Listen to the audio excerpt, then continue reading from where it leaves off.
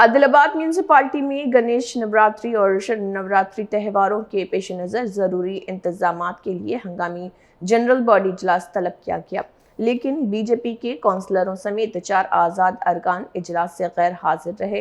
आइंदा होने वाले म्यूनसिपल कोऑप्शन इंतखाबात के पेश नज़र इस अदम शिरकत ने सियासी हल्कों में बहस छेड़ दी है। जराये का कहना है कि बाज़ अरकान और मुमकिना मुअत्तली की कार्रवाई से बचने के लिए इजलास से दूर रहे। इजलास के बाद चेयरपर्सन भंडारी अनुषा ने बताया कि लाइटिंग, ग्रेवल वर्क और गणेश विसर्जन के इंतजामात समेत मुख्तलिफ उमूर पर गौर किया गया। నమస్కారం।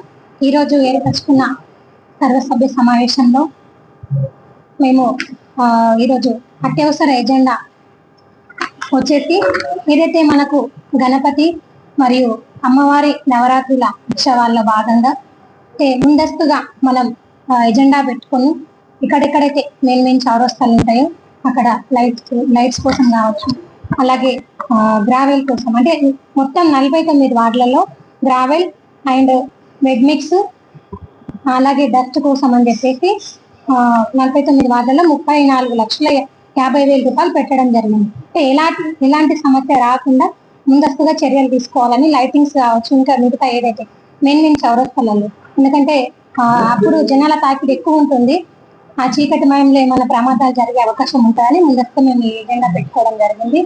ఇందులో భాగంగానే దాంతో పాటు పట్టణంలోని అన్ని గణపతుల చౌక్ల వద్ద లైటింగ్ సిస్టమ్ అండ్ యథావిధిగా సౌండ్ సిస్టమ్ కూడా పెట్టినాము. అలాగే మిగతా చాందా, అలాగే పెన్గంగా వద్ద ఎక్కడైతే నిమజ్జనం చేస్తారో అక్కడ కూడా సేఫ్టీ కోసమని మేము లైట్స్ కావచ్చు, మిగతా ఏర్పాట్లన్నీ చేయడం జరిగింది. ముందస్తుగా ఈ ఎజెండాలో పెట్టుకోవడం జరిగింది. అన్న, అది ఈ క్వశ్చన్ మీరు వాళ్ళని అడగాలి, ఎందుకంటే నా బాధ్యతగా, ఎందుకంటే ప్రతిసారి మీరు చూస్తా ఉన్నారు, ఈ ఒక్క కౌన్సిల్ కాదు, గత 6 నెలల నుంచి వాళ్ళది ఇదే నడుస్తున్నది. ఇక వాళ్ళ